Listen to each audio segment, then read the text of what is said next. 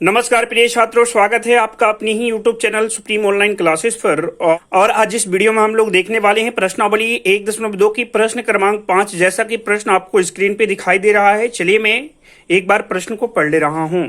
प्रश्न में बोला गया है, जांच कीजिए कि क्या किसी प्राकृत संख्या n के लिए संख्या 6 पे पावर n अंक शून्य पर समाप्त हो सकती है।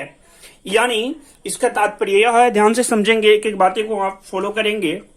इसका मतलब ये है, मैं चलिए आपको पूरे विस्तार से मैं समझा रहा हूं। इसका मतलब देखिए, 6 पे पावर n क्या बोला है, 6 पे पावर क्या बोला है, 6 पे पावर n, 6 पे पावर n। यानी अब यहां पे हमें ध्यान से समझनी है, 6 पे पावर n क्या ये पूछा गया है आपसे, 6 पे पावर n जो है ये शून्य पर समाप्त हो रही है या नहीं हो रही है, ये आपसे पूछा गया है। बात समझे, क्लियर है? ध्यान से एक एक बातों को आप फॉलो करेंगे। तो 6 पे पावर n यानी शून्य पे समाप्त होती है या नहीं होती है। देखिए n का मतलब कि हम बात करें तो यानी नेचुरल नंबर, क्या नेचुरल नंबर यानी प्राकृत संख्याएं। तो प्राकृत संख्याएं आपको पता होगा।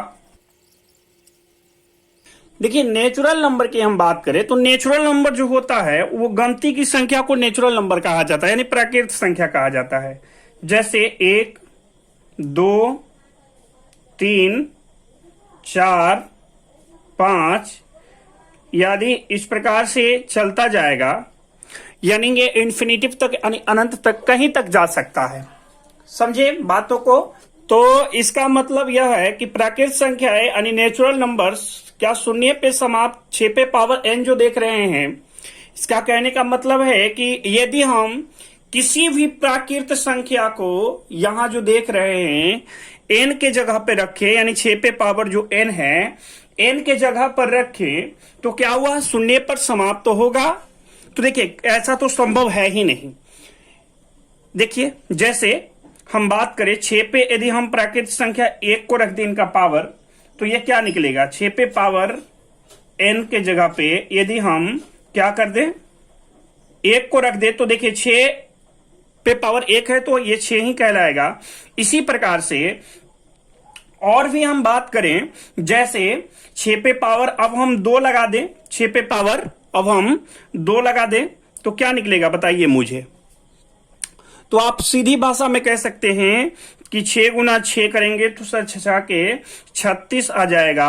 यानी इसका मतलब है कि इकाई अंक जो है ना, क्या आना चाहिए आपका, इकाई अंक जो है वो क्या आना चाहिए, शून्य आना चाहिए। पर ऐसा कदापि नहीं होगा, यानी ऐसा संभव ही नहीं है। जैसे हम ये कहें कि 6 पे पावर और भी हम कुछ ले लें, जैसे 6 पे पावर यदि हम 3 ले लें, 6 पे पावर 3, तो 6 पे पावर 3 लेंगे तो ये आपका क्या आ जाएगा, 216 आ जाएगा।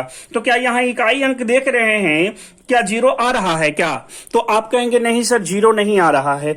तो किसी भी कंडीशन में ये इकाई अंक इनका 0 नहीं आ रहा है। यानी कि हमें ये समझना है अब आगे ध्यान से कि इकाई अंक कब शून्य होगा या शून्य पे समाप्त कब होगा, जब जो संख्या पे पावर लगा हुआ है, ये देखेंगे जो संख्या पे पावर लगा हुआ है, 6 पे पावर लगा है, तो 6 पे पावर जो लगा है, तो 6 का जब हम अभाज्य गुणनखंड करें तो वो 5 या तो 5 और 2 आना चाहिए। तो देखिए यदि 6 का हम अभाज्य गुणनखंड करें तो क्या निकल रहा है, 2 गुना 3 निकल रहा है। और जबकि शून्य पर इकाई अंक जब समाप्त होती है तो वो जो संख्याएं आपके पास जो होनी चाहिए वो क्या होनी चाहिए, 2 गुना 5 होना चाहिए। जिसपे पावर लगा है जो संख्या पे, उनका अभाज्य जब गुणनखंड करें तो क्या आना चाहिए, 5 आना, 2 और 5 आना चाहिए। तो यहां देख सकते हैं कि 2 और 5 नहीं आ रहा है, इसलिए हम ये कहेंगे कि ये तो शून्य पे समाप्त होगा ही नहीं। क्योंकि इन 6 का हम जब अभाज्य गुणनखंड करेंगे, देखिए मैं करके भी दिखा दे रहा हूं, 2 से 2 तिया 6 हो रहा है ना। इसलिए हम ये कहेंगे कि ये शून्य पे समाप्त नहीं होगा। शून्य पे समाप्त कब होगा, जब इनका फैक्टर जो है क्या होना चाहिए, 2 और 0 होना, 2 और 5 होना चाहिए। अभाज्य गुणनखंड करने के बाद अभाज्य संख्या जो निकलना चाहिए 2 और 5 निकलना चाहिए। तो देखिए ये शून्य पे समाप्त कैसे होगा, जब 2 गुना 5 करेंगे, 2 गुना 5 करेंगे तो ये क्या निकलेगा, 5 दूना 10 निकलेगा। यानी इनका इकाई अंक जो है क्या आ रहा है, 0 आ रहा है। इसलिए हम कहेंगे कि इनका फैक्टर जो होना चाहिए, क्या होना चाहिए, अभाज्य गुणनखंड की जो संख्या होना चाहिए 2 और 5 निकलना चाहिए। तो चलिए इसे हम आगे लिखेंगे कैसे ये समझते हैं। हमें आगे लिखेंगे हल में, चलिए मैं लिख ले रहा हूं। आगे लिखेंगे इसे हल में 6 पे पावर n का अभाज्य गुणनखंड,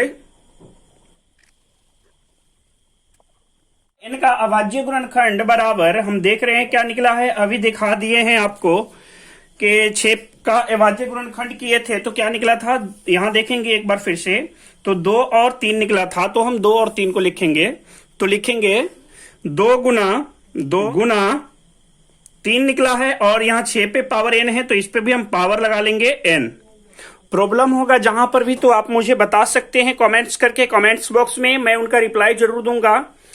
अब जबकि हम देख रहे हैं ये, और आगे हम बातें लिखेंगे,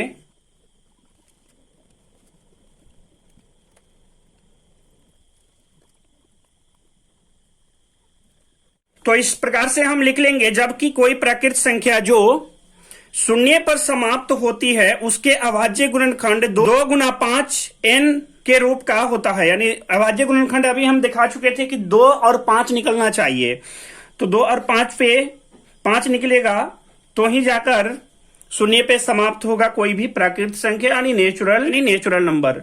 अब हम आगे अतः डालकर लिख लेंगे, अतः, इसलिए हम अतः डालकर नीचे लिखेंगे 6 पे पावर n शून्य पर समाप्त नहीं होगी, चूंकि हम देख रहे हैं 6 का जो अभाज्य गुणनखंड निकला था वो क्या निकला था, 2 और 3 निकला था। तो इस प्रकार से यह पाठ पूरा होता है। और हाँ, इसमें थोड़ा जो है क्या है कि हिंदी ज्यादा है, तो आप इसे देख लीजिएगा। और यदि चैनल पे पहली बार आए हैं और चैनल को अभी तक सब्सक्राइब नहीं किए हैं तो चैनल को सब्सक्राइब कर ले, ताकि मैं जब भी नया वीडियो अपलोड करूं या लाइव क्लास लूं तो वीडियो का नोटिफिकेशन सबसे पहले आप तक पहुंचेगा, किसी भी प्रकार की आपको प्रॉब्लम नहीं होगी और लाइव क्लास में आप टाइम पे जुड़ सकते हैं। तो मिलते हैं इनका अगला पार्ट में।